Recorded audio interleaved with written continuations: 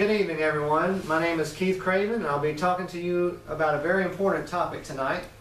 The fact that many couples live together without the legal commitment of marriage is not surprising in our morally dysfunctional society today.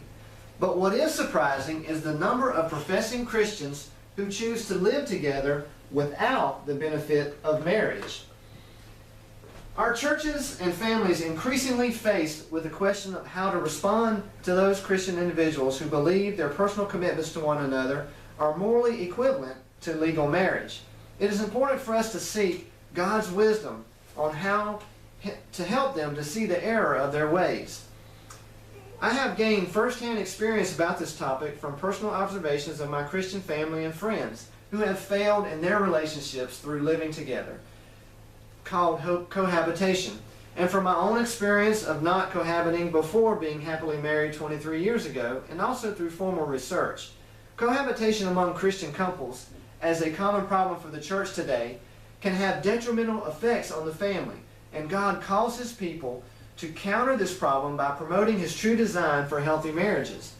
During the few minutes that follow, I'm going to validate this statement by discussing the problem of cohabitation, showing you how this practice by unmarried couples is increasing in America, how couples who cohabit before marriage tend to be less satisfied with their marriages, and that a solution should be based around the fact that God values marriage and He wants couples to refrain from living together until they are married.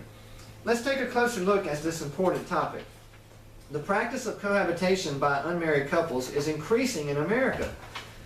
3 quotes in an article by sociologist Meg Jay in 2012 in The Downside of Cohabiting Before Marriage, written in the New York Times, says that number 1, cohabitation in the United States has increased by more than 1,500% in the past half century. In 1960, about 450,000 unmarried couples lived together. Now the number is more than 7.5 million. In 2003, a study was done by the Barna Research Group that found 49% of born-again believers said they consider cohabitation to be morally acceptable. This is a result of the influence of society on young Christians today.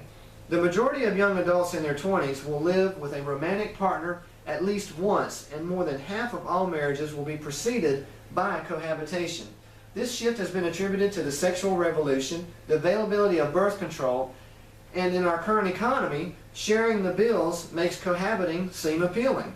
Well, let's move on to my second point. Couples who cohabit before marriage tend to be less satisfied with their marriages and more likely to divorce than couples who do not. In a book by Christian author Michael McManus called Living Together, Myth, Risk, and Answers, he says that research indicates couples who cohabit before marriage have a 50% higher divorce rate than those who don't. Many believe that the myth that they are in a trial marriage, but actually they're in a trial divorce, which is more than 8 out of 10 couples will break either before the marriage or afterwards in a divorce. Couples typically have expectation where the woman expects devotion and lasting relationship, but the man regards it as a let's see how it goes kind of relationship. In an article by Dr. Bill Mayer on cohabitation from Focus on the Family, couples who begin their relationship by living together are more negative and demeaning to each other when they discuss issues, and more likely to experience domestic violence and be involved in sexual affairs. If cohabiting couple gets pregnant, there is a high probability that the man will leave the relationship within 2 years, resulting in a single mom raising a fatherless child. This brings me to my final point. The solution to the problem of cohabitation is to understand that God values marriage and He wants couples to refrain from living together until they are married. In a book by Dr. Donald H. Alban Jr. called Speech Communication, he says that God values sexual purity and He loathes sexual activity that is premarital. He also says that Jesus taught clearly that the sexual relationship of a man and woman ought to be faithful and lifelong.